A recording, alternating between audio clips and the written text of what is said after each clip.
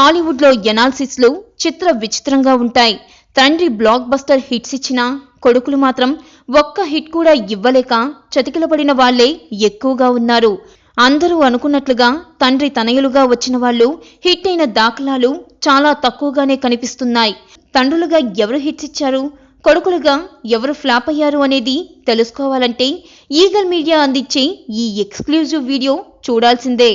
First మనం అందరికంటే ముందుగా చెప్పుకోవాల్సింది దర్శకరత్న, దర్శక దిగ్గజం దాసరి నారాయణరావు గురించి. తెలుగు ఇండస్ట్రీ మొత్తానికి ఈయనే పెద్ద దిక్కు. చెన్నై నుంచి హైదరాబాద్ ఇండస్ట్రీ రావడానికి ఈయనే ప్రధానమైన కారణమని కూడా చెప్పాలి. తమిళ ఇండస్ట్రీలో వాళ్ళు తెలుగు వారిని ఎలా చూసేవారు, వాళ్ళకి ఎలాంటి గౌరవం ఇచ్చేవారు ప్రత్యక్షంగా చూసిన దాసరి ఎట్టి పరిస్థితుల్లో మన తెలుగు ఇండస్ట్రీ సపరేట్ మార్క్ ఉండాలని పట్టుదలగా కృషి చేశారు.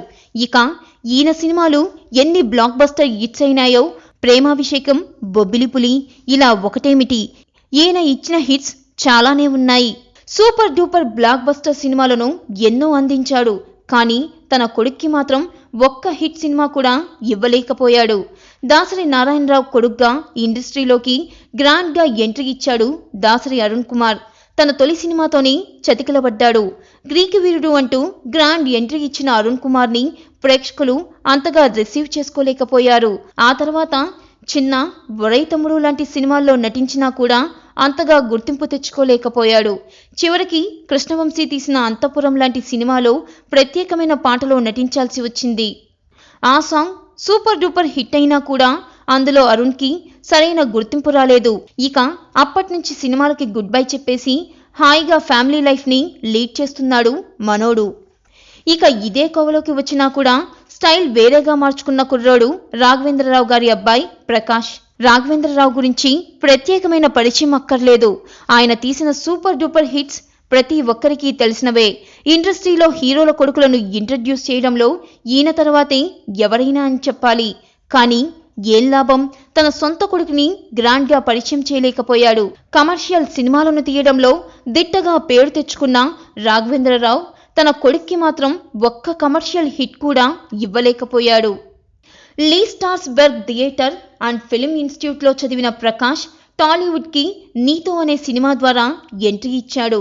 హీరోగా సక్సెస్ కాలేకపోయాడు ఈ కుర్రాడు.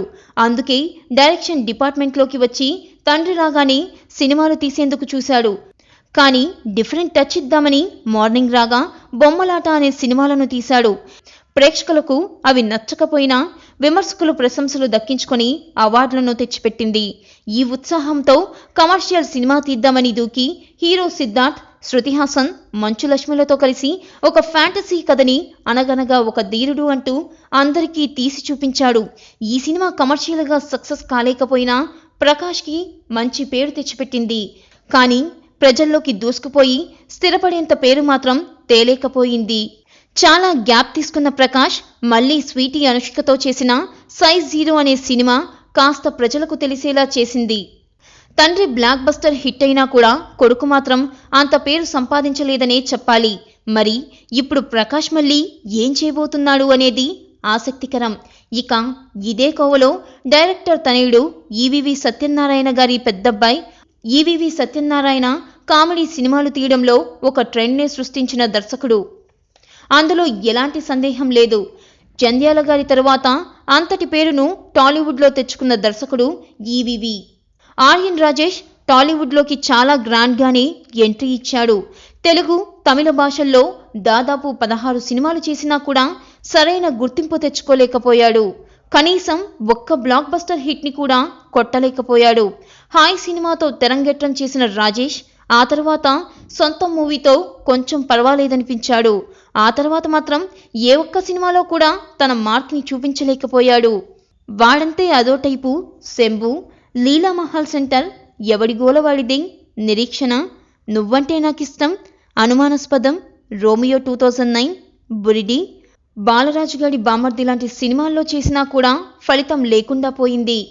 ఎవడి గోలవాడిదే సినిమాని స్వయంగా తన తండ్రి ఈవీవి డైరెక్ట్ చేసి హిట్ కొట్టినా కూడా ఆర్యన్ రాజేష్కి గుర్తింపు తెచ్చిపెట్టలేకపోయింది ఈ సినిమా. ఇక ఇదే కోవలో హాస్యానికే మరో అర్థం చెప్పిన హాస్య బ్రహ్మానందం తనయుడు గౌతమ్ కూడా వస్తాడు. హాస్య నటుడిగా బ్లాక్ బస్టర్ హిట్స్ ని అందుకొని తనకంటూ ఒక మార్క్ ని చూపించాడు తండ్రి. కానీ కొడుగ్గా ఆ మార్క్ ని అందుకోలేకపోయాడు గౌతమ్. పల్లకిలో పెళ్లికూతురు అంటూ గ్రాండ్ గా ఎంట్రీ ఇచ్చిన గౌతమ్ ఆ తర్వాత మాత్రం వరుస సినిమాలు చేయలేకపోయాడు. వారసుడిగా రాణించలేకపోయాడు. చాలా గ్యాప్ తీసుకుని దంతులూరి చైతన్యతో కలిసి బసంతి అనే కాన్సెప్ట్ మూవీని చేశాడు. పర్ఫార్మెన్స్ ఎరగదీసినా కూడా ప్రజల్లోకి వెళ్ళలేకపోయాడు. యాక్టర్గా కావలసిన అన్ని లక్షణాలు ఉన్నా కూడా ఎవరిని మెప్పించలేకపోయాడు. ఇక మరో హాస్యనటుడైన ఎంఎస్ నారాయణ కొడుకు విక్రమ్ నారాయణ కూడా గ్రాండ్గా ఎంట్రీ ఇచ్చి బాక్సాఫీస్ ని అందుకోలేకపోయాడు. చివరికి చిన్న చిన్న క్యారెక్టర్స్ చేస్తూ సెటిల్ అయ్యాడు. ఇక టాలీవుడ్లో స్టార్ డైరెక్టర్స్ అయిన కోదండి రామిరెడ్డి తనయుడు వైభవ్, రవిరాజా పినిశెట్టి తనయుడు ఆది పినిశెట్లు మాత్రం తెలుగులో అప్పుడప్పుడు కనిపిస్తూ తమిళ మార్కెట్ ని మాత్రం గ్రాప్ చేశారు. తెలుగులో హీరోలుగా సూపర్ డూపర్ హిట్స్ ఇవ్వలేకపోయినా కూడా తమిళంలో మాత్రం తమకంటూ ఒక ప్రత్యేకమైన గుర్తింపును తెచ్చుకున్నారు. ఈ వీడియో మీకు నచ్చినట్లయితే షేర్ చేయండి. టాలీవుడ్లో ఇలాంటి ఎనాలిసిస్ స్టోరీలను ఎప్పటికప్పుడు మీకందిస్తుంది మా ఈగల్ మీడియా. మరిన్ని వీడియోల కోసం వెంటనే సబ్స్క్రైబ్ చేసుకోండి. Like and subscribe Eagle Media Works.